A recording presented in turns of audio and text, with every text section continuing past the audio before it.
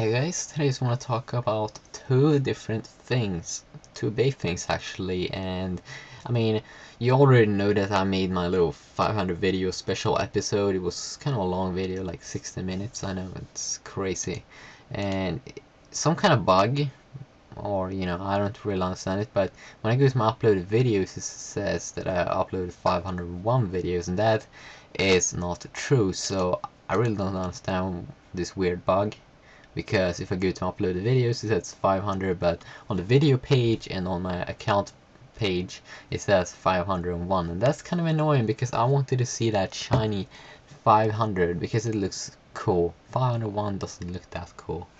Okay guys, so that was not the main point in this video or the thing that I want to talk about. No, the thing I just want to talk a little bit about is the date when I uploaded this 500 videos, or when I just reached this goal of have uploaded 500 videos on YouTube. So it was a Sunday, 9th of January 2011, and you may wonder, Adrian, what is so special with this date? Well, there are actually two things that are special with this date. First of all, this is a Mac date, because you know what? On this date, on exact this date, iTunes turns 10 years and the iPhone turns 4.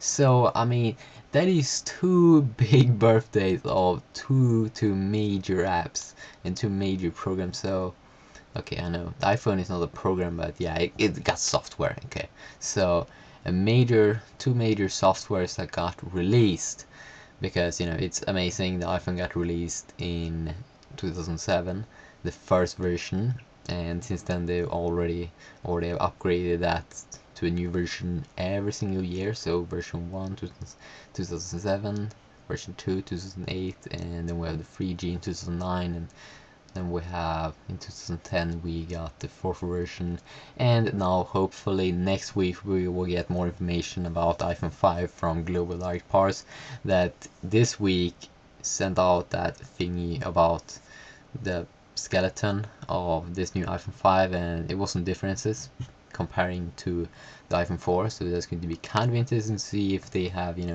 made some cool awesome updates that will probably solve some problems that we had in the iPhone 4, like the antenna issue. Many problems have, or many people had that problem, so that was kind of annoying. And so I will provide a little link in the description to this little YouTube video where they introduced the new iPhone, and I think it's like 4 different parts. But yeah, if you're really like Apple fanboy, Apple geek, you should really watch it.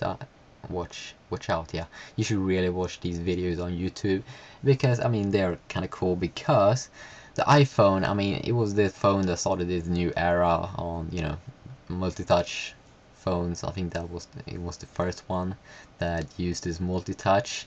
So I mean, it's kind of cool to see people's reactions, because really this was something revolutionary. I mean, I know Apple guys, they are using this revolutionary thingy all the time and say that things are magic all the time, like when they had that little Beatles thingy, that Beatles is now available on iTunes. They said that tomorrow is not going to be a day, a normal day. It's going to be an awesome day. It's going to be a revolutionary day even. But no one loves Beatles. No one cares about the Beatles. But Apple, they got their weird humor. But I'll provide these kinds of YouTube videos in the description because they are kind of epic. I mean, it's 2007, but I mean, just think about 2007 YouTube. That was when YouTube started to get bigger, and yeah, it was kind of cool.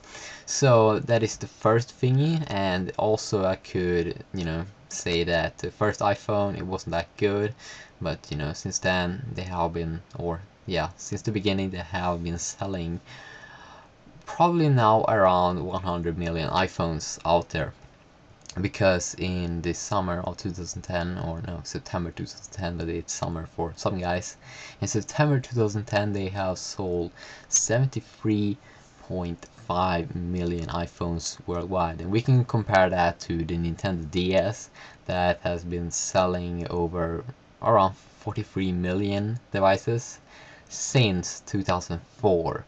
Okay, so compare that to 2007, it's 3 more years. And 3 more years, that is a lot of time, but hey, Apple is a big company, and that's why they are selling iPhones like crazy. And you should also remember that these devices, they are kind of expensive. Yeah, at least I think the first version also was kind of expensive, because I mean, Apple, they always seem to have the same price and the same things, and they have the same size, because the first iPhone had a 3.5-inch screen, and the same with the new iPhone 4. Yeah, they all got the same size. Okay, so that's the first thing. iPhone, you are awesome. Continue to stay awesome. We are going to love you in the next version, iPhone 5. I mean, that's going to be a really hyped phone this year, as every previous year when Apple have released their new advanced awesome cool phone. Yeah, we love that one. And then we have the iTunes.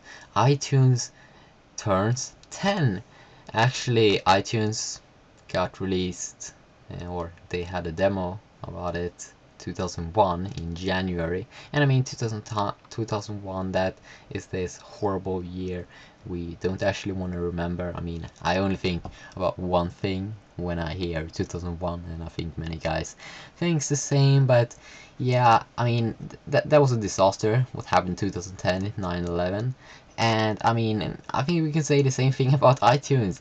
I think iTunes is the worst program ever if you want to have your music. I mean, it was an okay program maybe 2001, but I think it is getting, you know, slow and crappy. I mean, I'm not sure how it is to use on an Apple device. I think it works a lot better, because I think it's more designed for an Apple machine and Apple OS.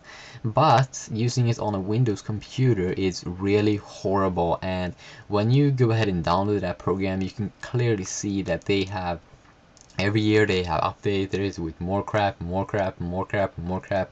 I think it's the iTunes 10, yeah, the version 10 right now, and the installer is on like 80 megabytes. And I mean, 80 megabyte, guys. I think they need to simplify iTunes, make it a lot more modern, like a program like Spotify, because really, like, there are two things I want in a music program, and the first thing is to add all my music. The next thing is I want to have the ability to make my own playlist, and then I just want to be able to play my music. And then maybe a little search thingy would be nice, and then you can organize your music. But hey, I don't want anything more advanced than that. And I think you have a lot of crap that you need to fix. Like, you have this kind of social thingy like ping, and then you have this genius thingy that you could like get music that sounds the same. And I mean, I think that sounds like a pretty crappy thingy to use. I'm not sure how good it works, but I tried it, and I mean, I didn't hear that it sound that similar. I mean, I only have music in the same genre, but I mean, I feel that that's some, crappy feature that you really don't need. And I mean, if you have features like that, I think you need to add the ability that you could customize the interface of the program. So if you want to have it more simple, then you should be able to remove things that you don't want and stuff like that. And I really think they need to update that program, because when I use my main program that I use for music, that is Spotify, and the installer of that program is around 15 megabytes, and you could add music, you could search on music online, and then you have this subscription service that you can subscribe, and then you will get, access to all of their like 6 million songs that they have, and you could have them in an offline playlist. And I think that's something that iTunes really need to add, a subscription service. I mean, that is really it's 2011 now, guys.